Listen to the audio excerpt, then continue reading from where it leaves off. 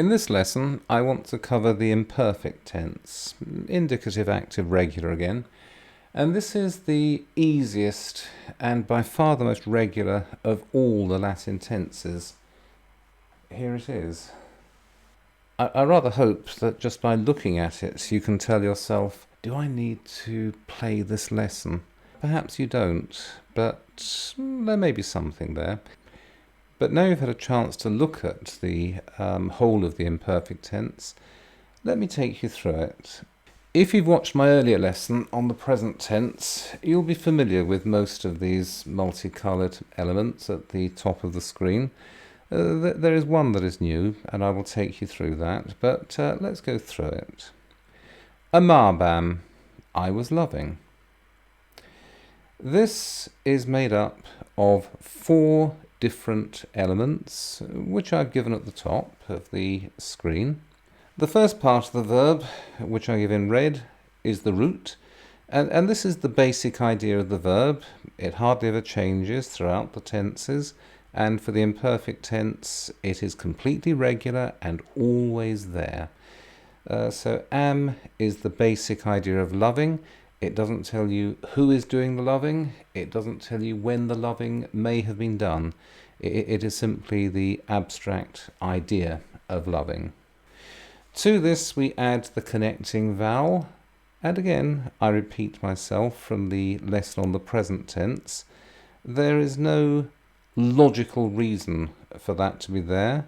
There is no logical reason for it to be an A. It is there because it was convenient for native speakers of Latin more than 2,000 years ago to add some kind of connecting element between the root and the other parts of the verb that follow.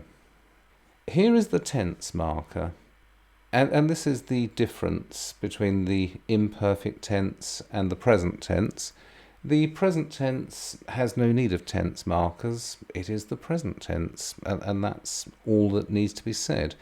The imperfect tense, the fact that something was being done, or used to be done, or started to be done, the idea that something happened in the past and happened over a period of time within the past, that is indicated by this tense marker BA, which is there in all of the regular verbs for the imperfect tense.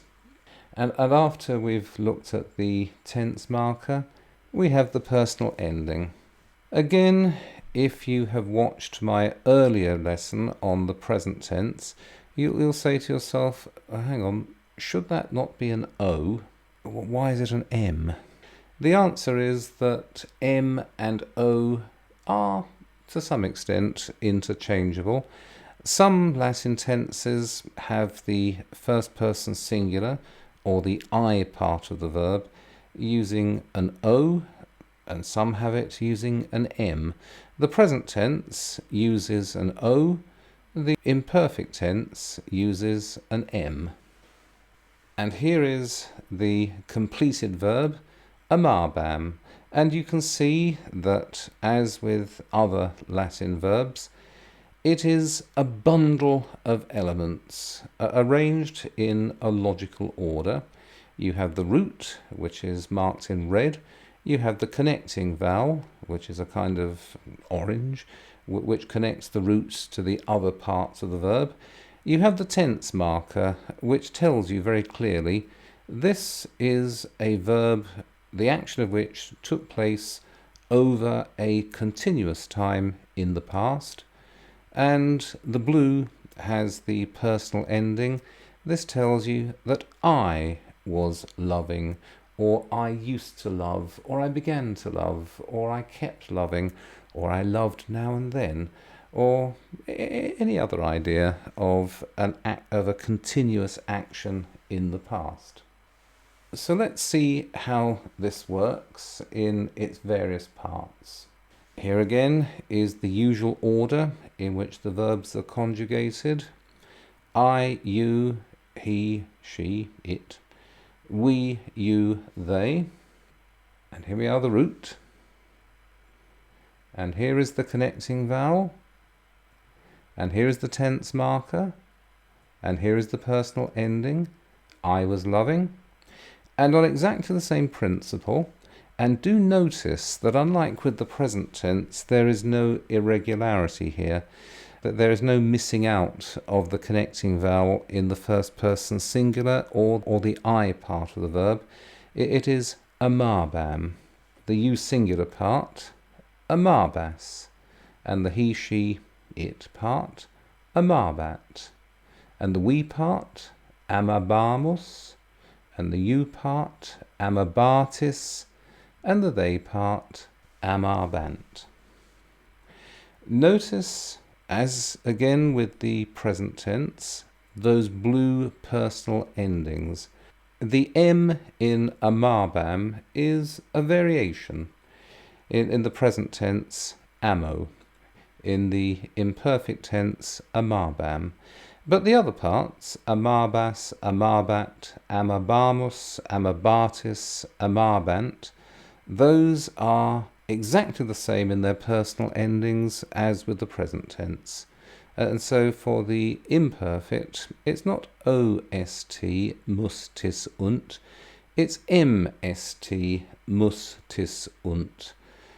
And I'll say again, as once more with the present tense, you must learn those blue personal endings, but you must also learn those green tense marker letters BA, because those tell you without any variation that this is an imperfect tense of the verb.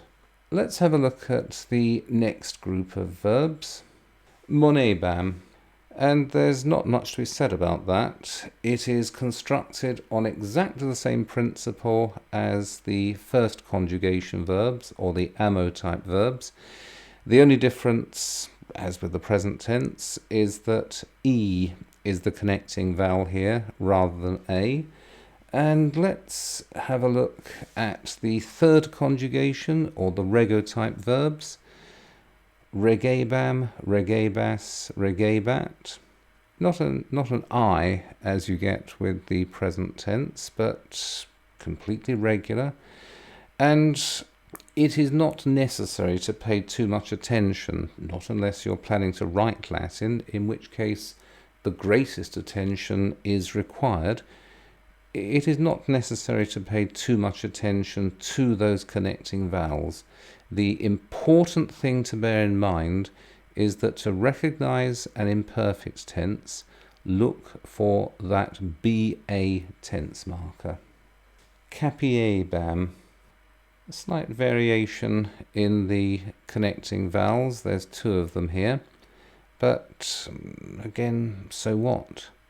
You don't tell a lot about a verb from its connecting vowel or its connecting vowels.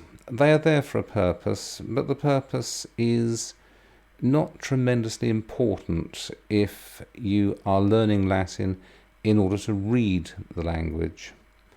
What matters, I'll say it again, what matters with the imperfect tense is that you are aware of the blue personal endings and, of course, of the green BA tense marker.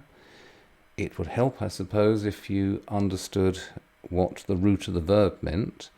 Capiebam, in this case the root cap, has the idea of taking, from which, of course, we get the word in English capture. But yes, the root is important. But I'm looking more at the tense marker and the personal end.